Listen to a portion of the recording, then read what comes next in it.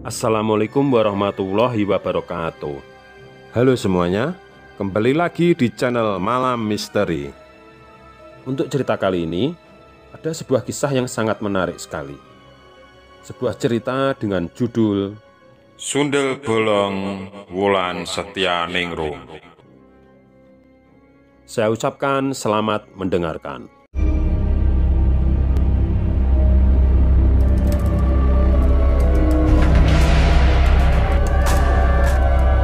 Hari ini jam 2 siang, aku sudah mandi. Padahal biasanya aku mandi jam 5 sore. Hari ini aku mandi lebih awal karena ada acara yang sangat penting. Sebuah acara yang sudah lama aku nantikan. Hari ini aku akan melamar kekasihku yang bernama Wulan Setyaningrum. Aku dan Wulan sudah lama menjalin asmara, dan aku pun juga sudah begitu akrab dengan keluarganya Wulan. Mereka sudah hampir seperti keluargaku sendiri. Karena saking akrabnya diriku dengan mereka. Jadi aku anggap saja mungkin acara lamaran ini hanya sebagai acara seremonial saja. Karena dengan keakrabanku selama ini, tidak mungkin kalau mereka akan menolak lamaranku. Namun, ternyata kenyataan benar-benar berbeda dengan apa yang aku pikirkan. Keluarganya Wulan menolak lamaranku. Setelah kami menanyakan alasannya, ternyata mereka sudah memperhitungkan tanggal lahir kami, di mana weton kelahiranku dengan weton kelahirannya Wulan tidak ada kecocokan. Jika dilanjutkan, maka terjadi bencana kematian. Aku benar-benar sangat kecewa. Bagaimana mungkin keluarga Wulan yang kelihatannya akademis dan modern itu ternyata masih memegang teguh adat istiadat luhur. Dan ternyata Wulan pun juga lebih kecewa lagi. Dia menangis tiada henti. Karena melihat situasinya sudah tidak kondusif lagi, kami sekeluarga akhirnya pamit. Sejak saat itu aku merasakan dunia benar-benar gelap. Aku tidak mempunyai semangat lagi untuk hidup. Bahkan untuk mandi dan makan pun harus ibu yang membujukku. Apalagi aku sempat mendengar kabar kalau salah seorang pemuda dari kampung sebelah juga mulai mendekati Wulan. Pemuda ini bernama Sugeng. Sugeng ini memang sudah lama menaruh hati kepada Wulan. Namun ternyata Wulan lebih memilih diriku. Dan ketika dia mendengar lamaranku ditolak, Sugeng sepertinya mendapatkan celah untuk mendekati Wulan. Namun, beberapa hari kemudian, aku mendengar sebuah kabar yang sangat mengejutkan. Aku mendengar kabar, Wulan sekarat di rumah sakit.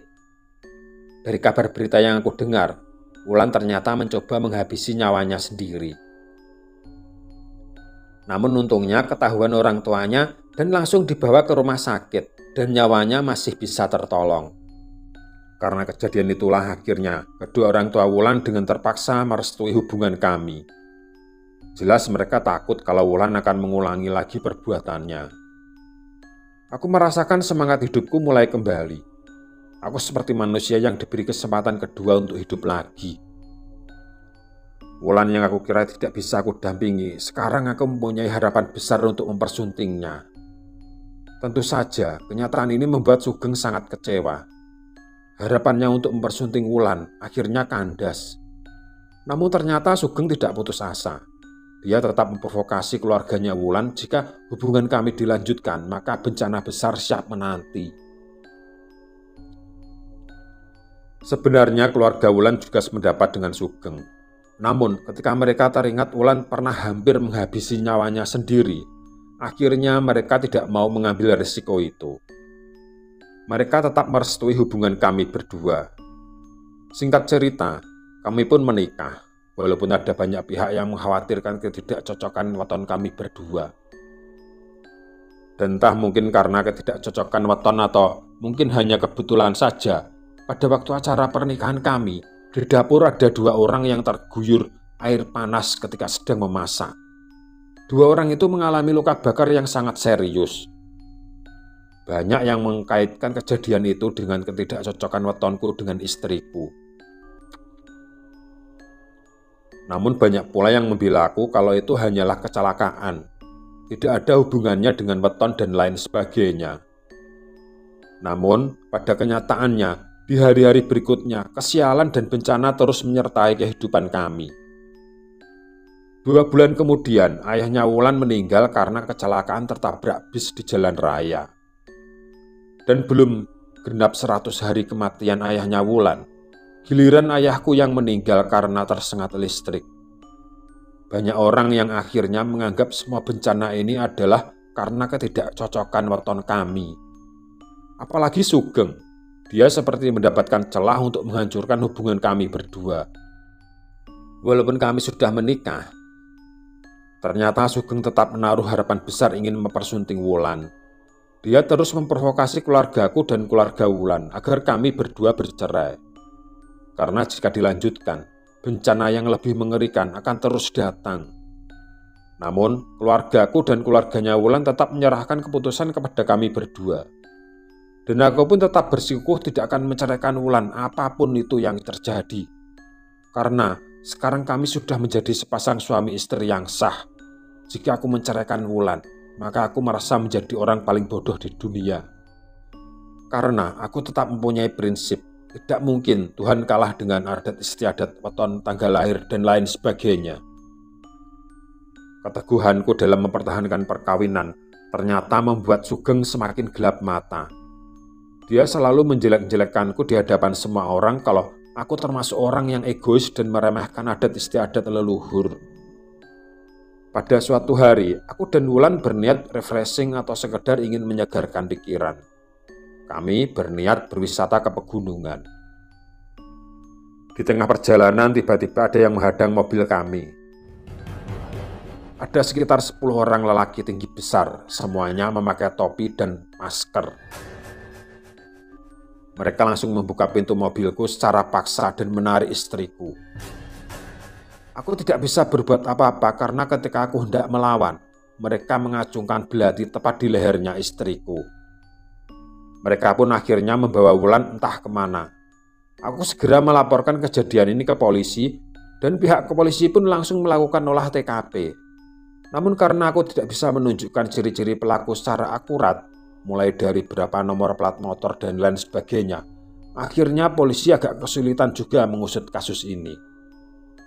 Segala cara dan upaya sudah aku lakukan untuk mencari Wulan, mulai dari meminta bantuan teman-temanku, bahkan aku juga meminta bantuan dari banyak para dukun. Namun hasilnya sia-sia. 2 tahun sudah aku kehilangan Wulan. Entah sekarang dia masih hidup atau sudah mati, aku tidak tahu kabarnya. Pada suatu malam, tepatnya saat itu adalah malam bulan purnama, aku mendengar ada suara seseorang mengetuk pintu. Setelah aku buka pintu, ternyata yang datang adalah Wulan. Aku benar-benar hampir tak percaya dengan apa yang aku lihat. Antara terkejut, senang, bahagia, heran, dan takut, semuanya menjadi satu. Aku langsung memeluknya erat-erat. Namun, Wulan pun menanggapinya dengan datar-datar saja dan tidak terlalu banyak bicara. Bahkan ketika aku tanya selama ini dia kemana, dia tidak menjawab. Dia hanya mengatakan kalau sekarang dia ingin tidur.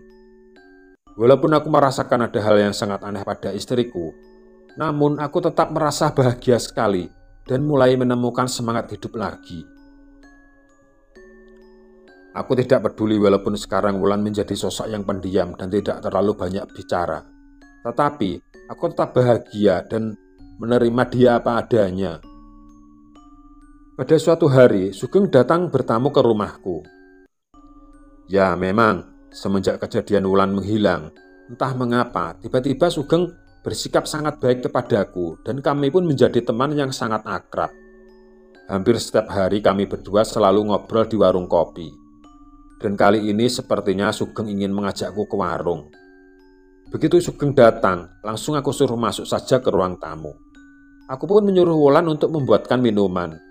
Dan begitu Wulan menyuguhkan minuman itu di hadapan Sugeng, Sugeng berteriak sangat ketakutan sekali. Sepertinya dia melihat hantu yang sangat mengerikan. Aku pun langsung keluar. "Ada apa, Sugeng?" tanyaku setengah berteriak. Sugeng mulutnya hanya bisa terenganga sambil menunjuk-nunjuk Wulan. Mungkin saking takutnya dia sampai tidak sanggup untuk berteriak. Akhirnya dia berlari sekencang-kencangnya meninggalkan sepeda motornya di depan rumahku. Kabar Wulan telah kembali langsung menyebar. Orang-orang terdekat Wulan seperti teman-temannya dan keluarganya langsung berdatangan.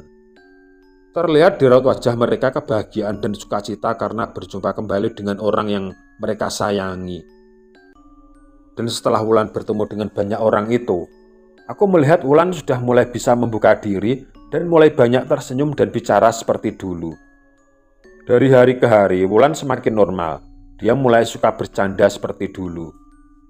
Namun ada satu hal yang aku benar-benar sangat heran. Aku tidak pernah melihat Wulan berbelanja. Tapi setiap hari dia selalu bisa memasak masakan yang enak-enak. Dan tentu saja itu pasti mahal. Setiap kali aku memberikan uang belanja, dia selalu berkata kalau uang belanja kemarin masih ada. Bahkan mungkin sudah 3 bulan ini aku tidak memberikan uang belanja kepada Wulan. Karena setiap aku berikan uang belanja, dia selalu berkata uang belanja kemarin masih ada. Dan makanan-makanan yang enak dan mahal selalu tersaji setiap pagi, siang, dan malam. Walaupun aku benar-benar sangat penasaran dengan hal ini, tapi aku tidak berani menanyakannya. Aku takut Wulan tersinggung dan kembali menjadi pemurung. Dan ternyata bukan itu saja yang membuatku heran. Semenjak Wulan kembali, Sugeng benar-benar sama sekali tidak pernah datang lagi ke rumahku. Padahal dulu ketika Wulan menghilang, hampir setiap hari Sugeng datang ke rumahku. Beberapa hari kemudian, di suatu pagi, ada sebuah peristiwa yang sangat mengerikan. Ada 2 mayat yang tergantung di pinggir jembatan. Kondisi kedua mayat ini sangat mengenaskan. Terlihat seperti baru saja diserang binatang buas karena banyak sekali bagian tubuhnya yang sudah tidak utuh. Di sekujur tubuh mereka banyak sekali sayatan-sayatan seperti cakar binatang buas. Dan di kedua sisi leher mereka terdapat 2 gigitan yang sepertinya juga gigitan binatang buas. Kedua orang ini ternyata adalah anak buahnya Sugeng. Entahlah siapa yang melakukan aksi mengerikan ini. Aku segera pulang ke rumah. Sampai di rumah aku sangat terkejut sekali. Karena di ruang tamu banyak sekali berceceran cairan merah seperti darah. Dan baunya sangat amis sekali. Aku bergegas manggil-manggil istriku, namun tidak kunjung ada jawaban dari Wulan. Aku cari di seluruh penjuru rumah mulai dari kamar sampai dapur. Dan ketika sampai di dapur, aku mendapati sosok wanita bergaun putih dan rambutnya sangat panjang sampai ke pinggang. Dengan gemetar, aku bertanya, "Siapa kau? Dan sedang apa kau di sini?" tanyaku dengan terbata-bata. Sosok wanita itu tidak menjawab. Dia malah tertawa sangat mengerikan. Dan tiba-tiba berhembus angin yang sangat kencang yang menyebabkan rambut wanita itu tersibak.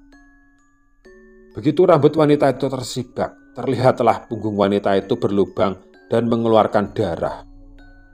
Seluruh tubuhku terasa lemas saking takutnya karena melihat pemandangan itu. Bahkan untuk berteriak pun aku tidak sanggup. Dengan merangkak aku berusaha keluar dari rumahku sampai akhirnya aku benar-benar tidak sadarkan diri. Ketika aku sudah sadar kembali, aku mendapati diriku masih tergeletak di ruang tamu. Tiba-tiba aku mendengar ribut-ribut di luar. Dengan segera aku bangkit dan keluar rumah. Dan betapa terkejutnya diriku ketika di pinggir jalan, di depan rumahku sudah bergantung 7 sosok mayat dengan kondisi yang sangat mengenaskan. Semua orang merasa bergidik ngeri melihat pemandangan itu. Nasib ke-7 mayat itu tidak berbeda jauh dengan 2 mayat yang tergantung di pinggir jembatan. Kondisi mereka seperti tercabik-cabik binatang buas. Sejak saat itu, situasi di desaku mulai mencekam. Setiap malam tidak ada orang yang berani keluar. Namun pada suatu hari, pintu rumahku ada yang menggedor-gedor. Dengan segera, aku membuka pintu dan aku melihat Sugeng datang bersama seorang kakek-kakek yang kalau aku nilai dari penampilannya, mungkin dia seorang dukun. Kakek-kakek ini rambutnya gondrong, memakai jubah hitam, dan membawa tongkat yang di ujungnya ada kepala tengkorak. "Ada apa, Sugeng? Kelihatannya kamu khawatir sekali," tanyaku bertubi-tubi kepada Sugeng. Sugeng tidak menjawab, tapi justru langsung masuk ke rumahku bersama kakek-kakek itu.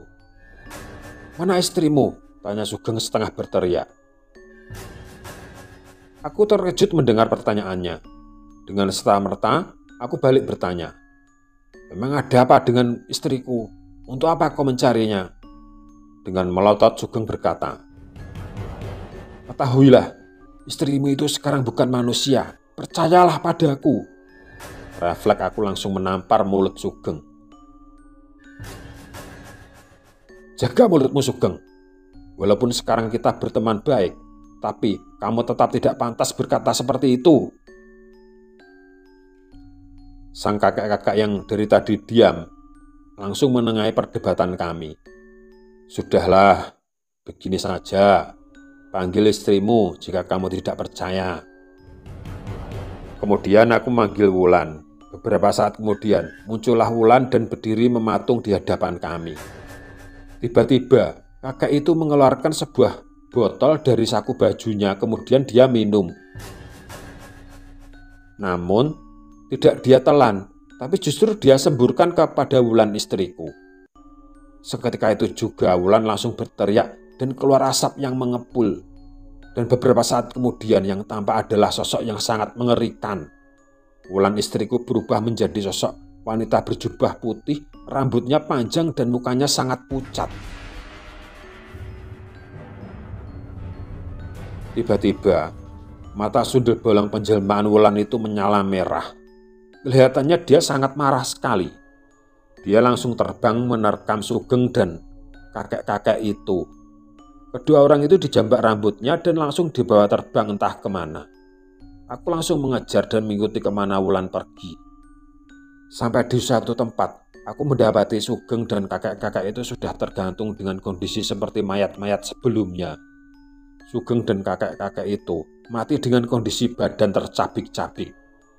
Di sebelahnya, aku lihat Wulan duduk diam tanpa bicara sepatah kata pun. Aku sendiri hanya bisa berdiri mematung memandanginya, seolah-olah tidak percaya dengan apa yang aku lihat. Kemudian Wulan berbalik dan melangkah pergi. Terlihat dari punggungnya yang berlubang dan terus mengeluarkan darah. Aku terus mengikutinya.